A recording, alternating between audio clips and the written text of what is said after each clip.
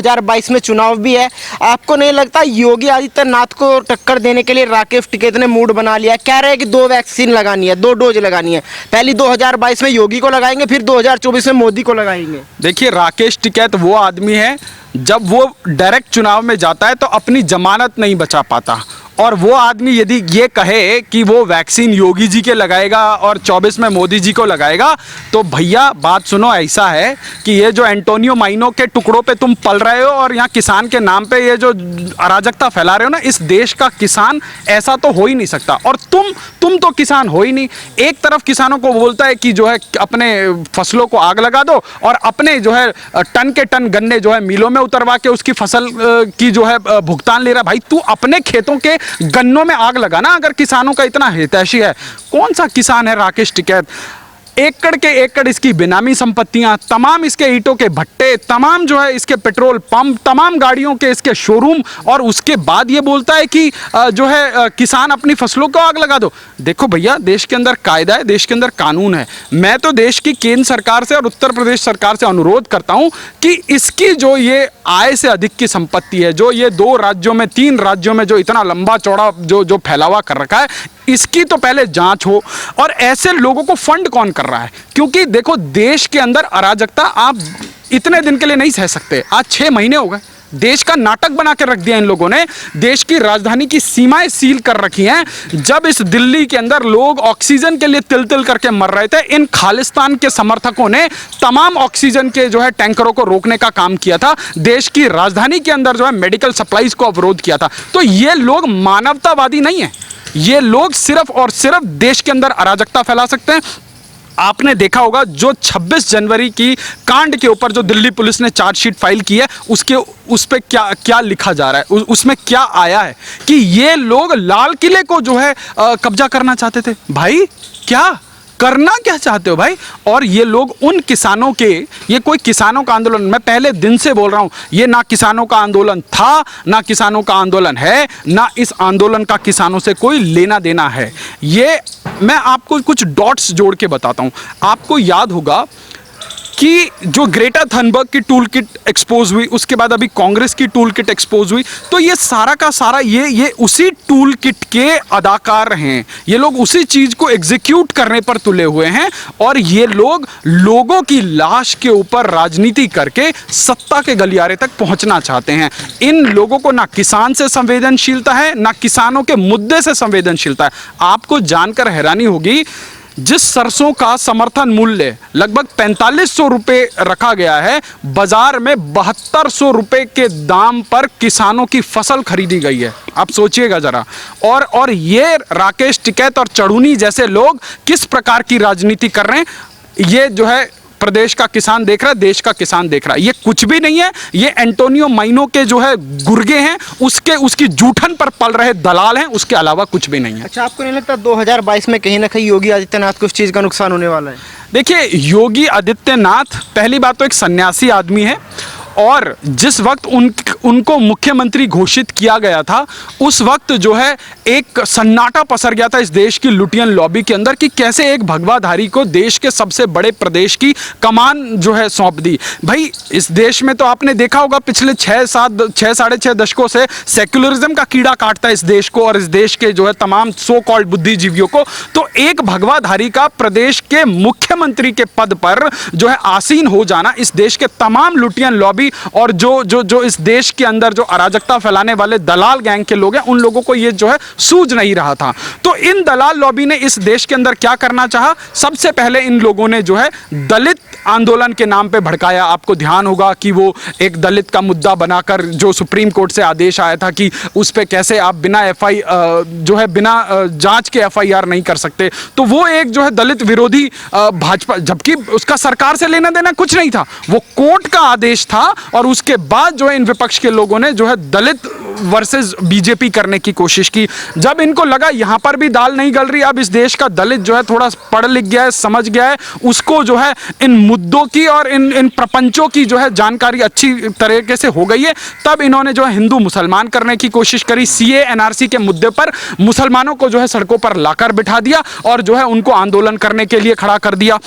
जब CA NRC से भी इनकी बात नहीं बनी, जब इन्होंने शाहीन बाग और सब कुछ करके देख लिया, तब इन लोगों ने जो है ये किसानों का आंदोलन। देखिए हम लोग साजिशों की आग में कैसे झुलस रहे हैं, आपके चैनल के माध्यम से मैं देश की जनता को 2014 से लेकर 2021 तक बताना चाहूंगा।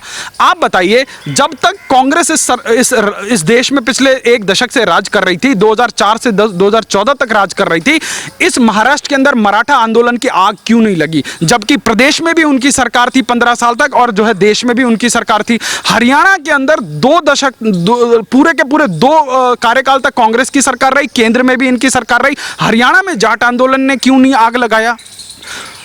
आपने देखा होगा किस प्रकार जो है पूरा का पूरा गुजरात फूंक दिया इन्होंने पाटीदार आंदोलन के नाम पर।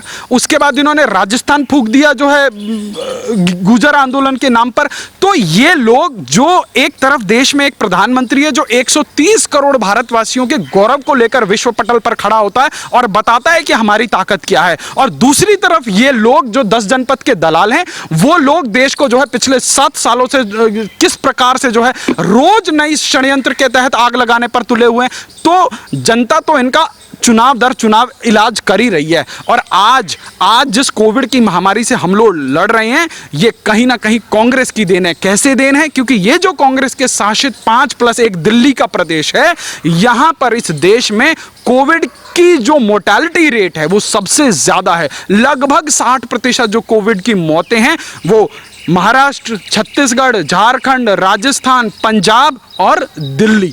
तो इन 6 राज्यों में आप बताइए, इन लोगों को एक मौका मिला, बोला जी कुंभ से मौतें हो रही हैं। आप बताइए महाराष्ट्र में कौन सा कुंभ था भैया? दिल्ली में कौन सा कुंभ था? इनके जिज्जे बैठे सारे बॉर्डरों पे, वो सारे प्रदेशों में जाकर जो है कोविड फैला रहे, उससे कोविड नहीं फैल रहा। पर जहां जिस कुंभ में जो है करोड़ों लोग स्नान करते थे, उसको जो है सरकार ने मिनिमाइज करके उसको मात्र जो है 10-12 लाख लोगों को आने का प्रोटोकॉल बनाया, और वो भी ये बताया कि भैया आपको RT-PCR लेकर आना है, सबको करके आना है, कोविड के नॉर्म्स फॉलो करने। जब 1/10 पे इतना बड़ा आयोजन किया जा रहा है, और वो भी तब उसकी स्वीकृति दी गई थी जब देश के अंदर कोविड की दर घट चुकी थी, कोविड के जो इन्फेक्टेड रेट था वो बहुत कम हो चुका था, जब देश रिकवर कर चुका था। और अचानक से कैसे हुआ? तो ये जो षड्यंत्र है इसकी जांच बहुत आवश्यक है। ये एक ऐसा षड्यंत्र है। अभी आज राहुल गांधी का एक प्रेस कॉन्फ्रेंस आ रहा था, राहुल गांधी से कोई सवाल पूछे तो राहुल गांधी कहता है कि ये जो आंकड़े हैं सब झूठे हैं। आप बताइए, न्यूयॉर्क टाइम को कोट करके राहुल गांधी आज जो है ट्वीट लिखते हैं, पर उनको इस देश की सरकार पर भरोसा नहीं, इस देश के सिस्टम पर भरोसा नहीं, पर उस पप्पू पाड़े को इस देश का प्रधानमंत्री बनना है। उसको चीन के मुखपत्र पर भरोसा है, उसको अपने फूफा शी जिनपिंग पर भरोसा है, पर उसको इस देश के रक्षा मंत्री पर भरोसा नहीं है, इस देश की सेना पर भरोसा नहीं है। तो जनता बहुत समझदार है, और इस वक्त जो है देश की जनता पहले ही जो है कोविड की मार में है, मरमाहत है। इस देश के राजनेताओं को चाहिए कि जनता को जो है मरहम लगाए, ना कि उनके घाव पर जो है नमक और नींबू घिसने का काम करे। तो जनता समझ रही है, ये किसान आंदोलन के नाम पे ये जो कोविड फैलाने की साजिश है, इसका पर्दाफाश होना चाहिए, और ये किसान आंदोलन के नाम पे इसके अलावा कोई दूसरा काम नहीं कर रहे। अच्छा, आपने कहा जिस तरीके से 26 जनवरी की घटना पर खुलासा हुआ है कि ये लोग लाल किले पर कब्जा करने की फिराक में थे, आपने देखा अचानक नवंबर-दिसंबर में ट्रैक्टरों की बिक्री बढ़ जाती है। अब ये पैसा आ कहां से रहा था? और जो अब इनकी अगली साजिश दिखाई दे रही है, जैसे ही कोरोना खत्म हुआ, नई नोटंकी शुरू हुई, तो क्या लग रहा है अब की बार क्या प्लान होने वाला है इनका, जिस तरीके से नोटंकी चल रही है? देखिए, ये बहुत ही खतरनाक मंसूबे हैं। आपने देखा होगा कि एक व्यक्ति जो वहां पर पूरे के पूरे आंदोलन में जो है हीरो बना दिख रहा था, उसको बता दिया जो है कि वो जो है भाजपा का आदमी है। आप सोचिएगा जरा, ये देश की जनता को समझना पड़ेगा कि ये किस प्रकार का षड्यंत्र हो रहा है। जब तक वो आंदोलन में रहता है तब वो भाजपा का कार्यकर्ता हो जाता है, जब सरकार उसको पकड़ के लाती है, जब दिल्ली पुलिस उसको पंजाब से घसीट कर लेके आती है, तब मनजिंदर सिंह सिरसा अकाली दल के बहुत बड़े नेता हैं, और दिल्ली में वो सोचते हैं कि वो जो है अकाली दल के सर्वे सरदार हैं भी, वो और उनकी पूरी वकीलों की फौज उस व्यक्ति को जेल से छुड़ा के लाती है, उसको बेल दिला के लाती है। अब आप समझिए कि तार कहां से जुड़े हैं। जिन लोगों का करोड़ों का नुकसान हो रहा है, जो बिचौलिए इस पूरे के पूरे किसान तंत्र से जो है करोड़ों रुपया कमा रहे थे और 1 रुपए का टैक्स नहीं देते। मैं आपको बता रहा हूं, अभी ये जो किसान आंदोलन के नाम पे ये प्रेडो पजेरो में घूम रहे ना, ये 25-25, 30-30 लाख रुपए की गाड़ी में, आज अगर आपकी तनख्वाह 5 लाख रुपए से ऊपर हो जाए तो आपको टैक्स देना पड़ेगा। पर ये किसानों की राजनीति करने वाले लोग अरबों की संपत्ति लेके बैठे हैं और सरकार को 1 रुपए का टैक्स नहीं देते। और क्या करते हैं, देश की जो है राजधानी की सीमाओं पर बैठकर अराजकता फैलाते हैं। तो पहली बात तो इन लोगों का इलाज आवश्यक है और कानून सम्मत इलाज आवश्यक है, ताकि आने वाले और समय में तमाम लोगों को एक संदेश जाए कि देश कानून से चलेगा, अराजकता से नहीं। लेकिन शर्मा जी, सरकार किस बात का इंतजार कर रही है? इतना कुछ हो रहा है फिर भी सरकार एक्शन नहीं ले रही, चाहे वो उत्तर प्रदेश सरकार हो, केंद्र सरकार हो। देखिए, इस वक्त सरकार की प्रायोरिटीज कुछ और हैं।